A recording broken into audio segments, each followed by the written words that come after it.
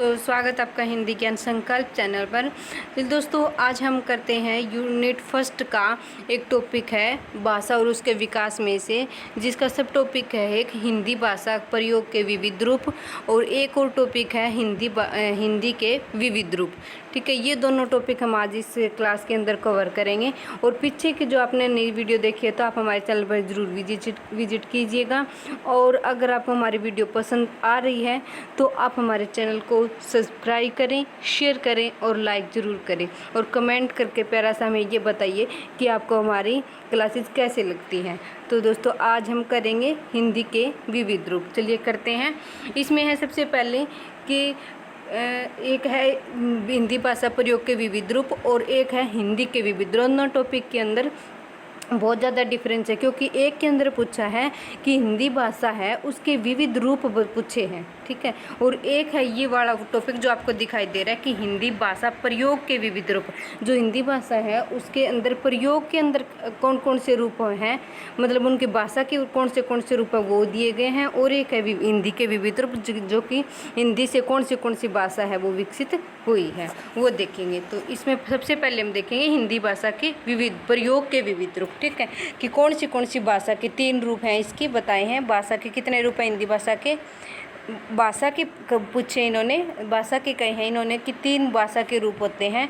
कौन से होते हैं? इसमें सबसे पहले बोली, मानक भाषा, राष्ट्रभाषा। ये तीनों रूप किसके हैं? भाषा के हैं। यानी कि सबसे पहले हम ये मान कर चलते हैं कि एक बार बचपन के अंदर बच्चा छोटा है, फिर उसके बाद में और बड़ा, फिर उसके बाद में और बड़ा। तो ये बच्चे की बढ़ती एज के कारण हम उसको अलग अलग रूप दिए जाते हैं, जैसे बचपन है, किशोरावस्था है, बुढ़ापा है। ठीक है, ये तीनों रूप अलग अलग हैं, है एक ही चाइल्ड है, फिर उसके बाद में ठीक है आगे इसके स्तर से ऐसे बढ़ते गए, वैसे ही इसके भी स्तर हैं भाषा के भी। ठीक है, तो इसमें सबसे पहले बोली है। बोली क्या है? एक बचपन की तरह है, जैसे छोटे से एरिया के अंदर जैसे कोई बोले जाएगी भाषा है वो बोली होगी। उसके बाद में अगर उसका विकसित रूप हो गया या फिर उसको व्याकरणिक रूप दे दिया गया तो मानक भाषा हो गई। ठीक है, तो इसमें हम पहले पढ़ लेते हैं इसके अंदर। तो सबसे पहले है बोली। ठीक है, हमें ये ध्यान रखना है कि भाषा के कौन से रूप है? 3 रूप पाए जाते हैं मुख्यतः, जिसमें बोली है, मानक भाषा है, राष्ट्रभाषा है। तो बोली देख लेते हैं। बोली में है एक छोटे क्षेत्र में बोली जाने वाली भाषा या किसी क्षेत्र विशेष में स्थानीय रूप से प्रयोग होने वाली साधारण बोलचाल की भाषा है, वो क्या कहलाती है? बोली कहलाती है। यानी कि छोटे से एरिया के अंदर या फिर उस एरिया के हिसाब से ही या फिर उस एरिया के हिसाब से रहने वाले लोगों के हिसाब से जो बोली बोले जाने लगेगी, भाषा बोली जाने वाली वही क्या कहलाएगी? बोली कहलाएगी। ठीक है, उसको कहेंगे हम बोली। आगे लिखा है इसमें साहित्य रचना नहीं होती। ठीक है, इसके अंदर एक मेन चीज़ होती है कि इसमें साहित्य रचना नहीं होती, कि यानी कि रचनाएं नहीं लिखी जाती इसके अंदर। इसमें व्याकरण भी नहीं होती है, यानी कि ये प्रतिष्ठित रूप हो गया। मानक भाषा के रूप में क्या होगा? इसका प्रयोग होगा। इसमें व्याकरणिक रूप नहीं होता, इसीलिए इसके अंदर साहित्य की रचना नहीं होती है। और इसमें एक लिखा है, देखो ये शब्द भंडार भी इसमें सीमित होते हैं, क्योंकि ये बोली के रूप में है तो इसमें क्या होगा? शब्द भंडार भी नहीं होंगे। शब्द भंडार वहाँ होंगे जहाँ पर व्याकरणिक नियम लगे होंगे। आगे चलते हैं। आशा करती हूँ कि बोली है क्या है समझ में अच्छे से आ गई होगी। आगे चलेंगे। दूसरा इसका रूप है भाषा का मानक भाषा। ठीक है, जिसको दूसरा हम क्या बोल सकते हैं? परिनिष्ठित भाषा। इसमें देखते हैं वह भाषा जिसका मानकीकरण किया गया हो, ठीक है, जिसका मानकीकरण किया गया। हिंदी में अनेक बोलियां हैं जिनमें खड़ी बोली, जो कि क्या है हम पीछे पढ़ के आए हैं। ठीक है, जिसमें खड़ी बोली को ही मानक हिंदी का नाम दिया गया है। खड़ी बोली क्या है? पहले क्या है? एक बोली का ही तो बोली का रूप थी, जो कि आज क्या हो गई है? मानकीकरण जिसका हो चुका है या फिर परिनिष्ठित हो चुकी है, जिसमें व्याकरणिक नियम लग चुके हैं। ठीक है, तो वो क्या कहलाएगी? मानक भाषा। देखो इसमें मैंने लगा कि ये इसके अंदर दिया है द्विवेदी युग में महावीर प्रसाद द्विवेदी ने इसमें क्या है महत्वपूर्ण भूमिका निभाई थी खड़ी बोली को प्रतिष्ठित करने में। यानी कि द्विवेदी युग के अंदर जितनी भी रचनाएं रची गई थी उसमें प्रतिष्ठित भाषा का ही प्रयोग किया गया था। आगे चलते हैं। राष्ट्रभाषा। आगे तीसरा रूप इसके अंदर है राष्ट्रभाषा। ठीक है, जो वह प्रतिष्ठित भाषा जो किसी भी राष्ट्र के अधिकांश क्षेत्रों में बहुसंख्यक लोगों द्वारा बोली व समझी जाती है, उसे क्या कहेंगे? राष्ट्रभाषा कहेंगे। यानी कि ये भी प्रतिष्ठित है, ठीक है, क्योंकि ये राजकाज कार्यों में प्रयोग होगी, ठीक है, तो वो क्या होगी? राष्ट्रभाषा होगी, जो कि बहुत ज़्यादा संख्या में लोगों द्वारा बोली जाएगी, उसे क्या कहेंगे? राष्ट्रभाषा। राजनीतिक व सामाजिक क्षेत्रों में प्रयोग की जाती है, उसे क्या कहेंगे? राष्ट्रभाषा। आगे देखते हैं, इसमें यह ज़रूरी है कि वह राष्ट्रभाषा राजकीय अधिकारियों के लिए सरल होनी चाहिए। यानी कि जो भी इसके अंडर काम कर रहे हैं या फिर राजकाज के आदमी हैं, उनको सबको क्या होना चाहिए? वो समझ में आनी चाहिए, या फिर उनके लिए वो समझने में ईजी होनी चाहिए, उसे क्या कहेंगे? राष्ट्रभाषा। और फिर आगे क्या है? किसी राष्ट्र के बहुत से लोग उस भाषा को बोलते हो, यानी कि बहुत ज़्यादा संख्या के अंदर इसमें प्रयोग में लाई जा रही हो।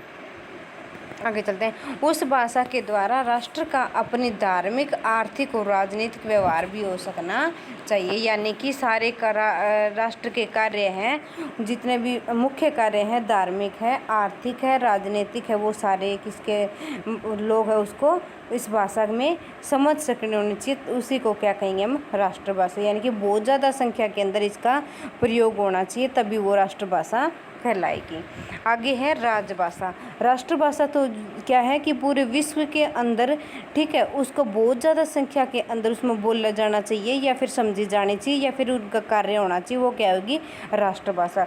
राजभाषा देख लेते हैं। राजकाज की भाषा है जो देश के राज्य के कार्यों के लिए प्रयुक्त होती है। इसमें क्या मेन चीज़ है कि इसके अंदर दिया है कि राज्य, ठीक है, ये मैंने अंडरलाइन भी किया है, जो चीज़ें मुझे इंपॉर्टेंट लगती है वो क्या तो मैं हाईलाइट करती हूँ, या फिर उसको क्या कर देते हैं? अंडरलाइन कर लेते हैं, तो वो मैंने इसमें किया है। राज्य के राजभाषा जहाँ पे आ जाएगी, वहाँ पे क्या हो जाएगा? राज्य शब्द आ जाएगा। राजकाज की भाषा जो कि देश के राज्य के कार्यों के लिए प्रयुक्त होती है, वह क्या कहलाती है? राजभाषा कहलाती है। तो ये हो जाएगा राजभाषा। आगे देखते हैं, जैसे देखो, हिंदी को 14 सितंबर 1949 ईस्वी को संवैधानिक रूप से राजभाषा घोषित किया गया था। इम्पोर्टेंट है, देखो ये पूछा भी जाता है, इसकी तारीख भी पूछ ली जाती है। 14 सितंबर 1949 ईस्वी को राजभाषा हिंदी को घोषित की गई थी। इसे हिंदी दिवस के रूप में भी मनाया जाता है, तो ये इम्पोर्टेंट है इसमें। आगे देखते हैं, हिंदी के विविध रूप। अभी पीछे हमने पढ़े थे हिंदी भाषा के प्रयोग के जो विविध रूप हैं वो थे बोली, मानक और राष्ट्रभाषा, राजभाषा। ये क्या है? उनके विविध रूप हैं। और अभी देखते हैं हम हिंदी के विविध रूप, ठीक है। सबसे पहले है इसमें हिंदी, ठीक है। अमीर खुसरो ने सर्वप्रथम हिंदी खड़ी बोली में रचना की थी। ये हमें सबसे पहले पता है कि हिंदी शब्द है वो किसने यूज़ किया था? सबसे पहले अमीर खुसरो ने प्रयोग किया था। उन्होंने अपनी भाषा को हिंदवी कहा था। जिस रूप में आज हिंदी भाषा विकसित है वह खड़ी बोली का ही साहित्यिक रूप है। यानी कि हिंदी है वो खड़ी बोली से ही साहित्यिक रूप लेके आई है, तो तभी क्या बनी है? हिंदी बनी है। ये तीनों जो इसके अंदर विविध रूप दिखाए गए हिंदी के, वो तीनों ही क्या है? हिंदी इसके ही खड़ी बोली के ही रूप हैं, ठीक है। ये तीनों हमें ध्यान रखने हैं। वह खड़ी बोली का ही साहित्यिक रूप है। जनसंपर्क रूप में हिंदी सशक्त भाषा के रूप में रही है। यानी कि जनसंपर्क, यानी कि बहुत ज़्यादा लोगों के द्वारा या फिर संपर्क जब करते हैं या फिर कम्युनिकेशन के हिसाब से, उसमें है हिंदी है वो क्या है? बहुत ज़्यादा अच्छे से यूज में आती आई है। कालांतर में हिंदी प्रतिष्ठित हुई, यानी कि इसका प्रतिष्ठित होने के बाद में या मानकीकरण होने के बाद में ही उसका क्या है? प्रयोग हिंदी में किया जाने लगा। पहले कि इसमें होता था खड़ी बोली में, उसका मानकीकरण होने के बाद में हिंदी में प्रयोग किया जाने लगा। भारतेंदु हरिश्चंद्र, महावीर प्रसाद द्विवेदी और प्रेमचंद, रामचंद्र शुक्ल, जयशंकर प्रसाद जी और निराला आदि कवियों ने गद्य पद्य में साहित्य रचना करके इसमें महत्वपूर्ण स्थान दिया था, ठीक है। ये तो हमें पता है कि आगे भारतेंदु काल है या फिर द्विवेदी युग है, इनमें सब में क्या है? इनकी प्रमुख भूमिका है। तो इन्होंने क्या है? हिंदी में ही रचना की है। तो इन्होंने क्या है हिंदी को और भी ज़्यादा क्या है विकसित की है। आगे देखते हैं, नेताओं में क्या है, गांधी है, तिलक है, दयानंद सरस्वती है आदि। इनके अलावा और भी हैं जिन्होंने हिंदी को विकसित करने में हमारी मदद की है। आगे देखते हैं, दूसरा रूप है हिंदी का उर्दू। ठीक है, पहला था हिंदी दिखाया है, उर्दू है दूसरा। उर्दू का भी हम क्या है जन्म है वो खड़ी बोली से ही माना जाता है। पहला रूप हिंदी है और उसके बाद में उर्दू है। हिंदी और उर्दू के मिश्रित रूप को क्या बोलते हैं, हम हिंदुस्तानी बोलते हैं। ठीक है, ये भी क्वेश्चन बना एक बार। दोनों को प्लस अगर करते हैं, दोनों साथ में है, तो वो क्या बोली जाएगी, हिंदुस्तानी बोली जाएगी। आगे चलते हैं, यह फारसी लिपि में लिखी जाती है। इसमें अरबी फारसी शब्दों की बहुलता रहती है। इसमें ये ध्यान रखना है कि उर्दू के अंदर अरबी फारसी शब्दों की ज़्यादा होती है संख्या और फारसी लिपि में लिखी जाती है। उर्दू के लेखकों में हैं गालिब जी हैं, जैसा कि हमने नाम भी सुना है, साहिर लुधियानवी हैं, इकबाल हैं, जफ़र है और फिराक गोरखपुरी है। ये तो हमें शायद आपने पढ़ा भी होगा। फिराक गोरखपुरी की रुबाइयाँ हैं, गज़ल और रुबाइयाँ, वो हमने NCERT के अंदर लगी भी है। आगे चलते हैं, दक्षिणी रूप। तीसरा रूप कौन सा है इसका, दक्षिणी रूप। पहला था हिंदी, दूसरा उर्दू और अब तीसरा है दक्षिणी, जिसके अंदर दक्षिणी नाम का प्रयोग 17वीं शताब्दी में देखने को मिलता है। कौन सी शताब्दी में मिलता है, 17वीं शताब्दी में। इसका प्रयोग भारत में मुसलमानों के आने के बाद जहाँ पर दक्षिण पथ जहाँ वे रहने लगे थे वहाँ से उन्हें लगा था। यानी जब भारत के अंदर मुसलमानों ने प्रवेश किया था उस टाइम पे वो कहाँ पे रहते थे, दक्षिण दिशा की तरफ रहते थे। तो दक्षिण पथ में रहने के कारण उनको हम क्या कहना लगे, दक्षिण भाषा के प्रयोग में। एक बार पहले क्या हुआ, दक्षिण भाषा के रूप में उनके आगे दक्षिणी की भाषा प्रयोग करते हैं वो दक्षिण वाले, उसके बाद में उनका नाम रख दिया गया दक्षिणी भाषा। तो उसी के नाम से क्या है आगे भी नाम उनका रखा गया कि दक्षिणी भाषा है उनकी। तो इसी से आगे है, वहाँ से ही उनका प्रयोग होना लगा था। यही बाद में दक्षिणी कहलाई थी और गारसादासी ने इसे हिंदू मुसलमानों की मिश्रित भाषा माना। यानी कि दोनों ही उनको क्या मानते थे, दक्षिणी मानते थे। और हिंदू और क्या है उर्दू है, दोनों ही क्या है मुसलमान है, दोनों ही क्या है दक्षिणी भाषा का प्रयोग करते थे। आगे देखते हैं, इसके अंदर जो प्रमुख साहित्यकार हैं, शाह मीरा जी, गुलाम अली, कुतुब शाह, सैयद हुसैन और शेख अशरफ, ये सारे इनके क्या हो जाएंगे, प्रमुख साहित्यकार हो जाएंगे। तो इसके अंदर ये प्रमुख साहित्यकार ये हैं और उर्दू के मैंने ऊपर बता दिए हैं। इन दोनों की रचनाएं भी आती हैं, इम्पोर्टेंट है ये भी, लेकिन हिंदी के अंदर कम पूछे जाते हैं। लेकिन जब क्योंकि हिंदी का विकास है जो इन रचनाओं, इन दोनों विविध रूपों के अंतर्गत हुआ है, तो फिर इनके थोड़े बहुत क्वेश्चन बनने के चांस हो जाते हैं। तो ये थे आज के क्लास।